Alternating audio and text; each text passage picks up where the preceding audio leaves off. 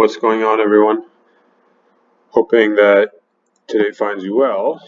And back today with another video for the Twilight Imperium browser app. And in today's video, I'm going to be going over a recent new implementation that has to do with scoring objectives outside of the status phase. So if you're familiar with Twilight Imperium, you'll know that there's two types of objectives you can score: the public objectives, but then also your secret objectives. Now, public objectives can only be scored, as you can see here, in the status phase, with the exception of also using the Imperial strategy card during the primary ability of Imperial. Now, if you've been following the videos and the app closely, you probably might have noticed that we haven't got to any secret objectives which can be scored outside of the status phase yet. And there are a handful of such objectives that read the action phase. And so up until this point, these cards hadn't been implemented yet, but now we are starting to see the implementation of them. And so in this video, I'm going to describe exactly how that works and when and how to score such objectives. So in the app, with the way the automation works, it's pretty obvious when you're going to be scoring the status phase objectives, because in the turn display up at the top left of the screen, it's going to basically be prompting you to score objectives, right? So you're kind of being forced to pay attention to do that.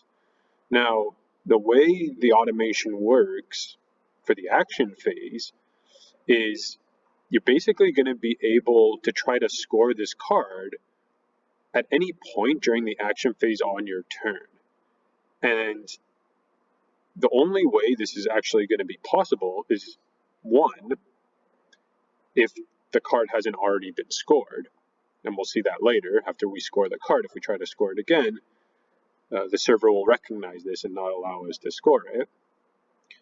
Second, it has to be specifically your turn and then on the action phase of your turn. So that basically the action phase is all encompassing in terms of moving ships, when you're in combat, even at when you have to end your turn, that all counts as the action phase, right? But it has to be the action phase, so it can't be during the agenda phase, for example. And then, of course, the most intuitive part of this is you have to meet the requirements of the specific secret objective. So in this case, we have make an example of their world, and it reads, use bombardment to destroy the last of a player's ground forces on a planet, and then we'll be able to gain that one victory point. So I've set up a game here to illustrate how this is going to work, and currently you can see we're in the perform bombardment abilities, and if you look up here, you'll notice our flashing system here. So that's our active system. So we are playing as the red player, Charlie, the clan of Sar, and you can see up at the top right in the active system, we currently have 3 dreadnoughts surrounding Jord, and there's, as you can see when we hover over here, we have 1 infantry there. So we've got 3 dreadnoughts, each with bombardment 5. So statistically speaking, this should hit. If it doesn't, I've quickly set it up where I can just restart the game to this point, and then we'll try again. But hopefully it goes through the first time. But before we do that, let's see what happens if we try to score, make an example of their world right now. So because it's our turn in the action phase, and you'll notice there's no scoring token on this yet, so we haven't scored it. So if I double click it, like we usually do in the status phase to score an objective, we'll be told that we're attempting to score, make an example of their world. So right now it seems like, oh, maybe we can score it, but when we go to click confirm, we'll be told that we cannot score the objective because we have not met the requirements. And that's correct, because during this action phase, we haven't yet destroyed the remaining units on Jord, right? Which is what we have to do.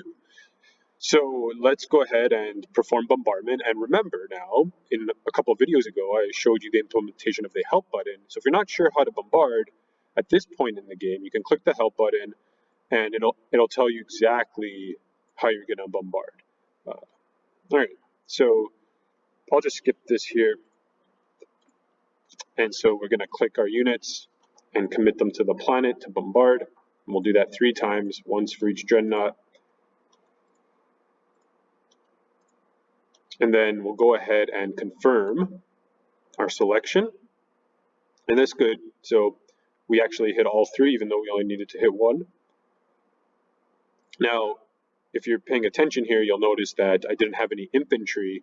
So after the bombardment is over, we're not being asked to invade the planet. And indeed now, if you look at the planet here, you'll see that there's no more infantry left. It's just a space dock. So now here's the thing that I think I can foresee at some point. We'll definitely be adding a notification feature. We're being asked to end our turn, but we're, just like in a real life version of the game, we have to be consciously aware of the fact that we have this secret objective in our hand, right? The game won't ask us to score it, even though now we have the opportunity to. So as of now, you do have to kind of be a little vigilant about that. But there are definite plans to somehow present that option to you in an obvious way in the future, right? Perhaps after the bombardment occurs, the secret objective deck might start flashing to indicate, oh, you have something in here you can do, right? But with that being said, in the game log, we can go ahead and look at our bombardment and see that we hit 3 times.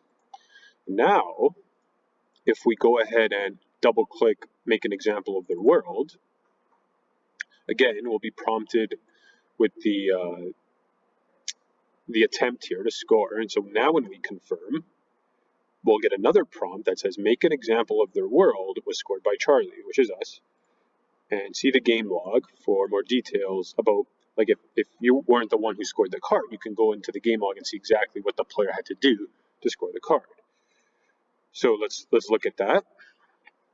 So you can see here, Charlie scored make an example of their world objective, and indeed when we hover that, you can see the card there.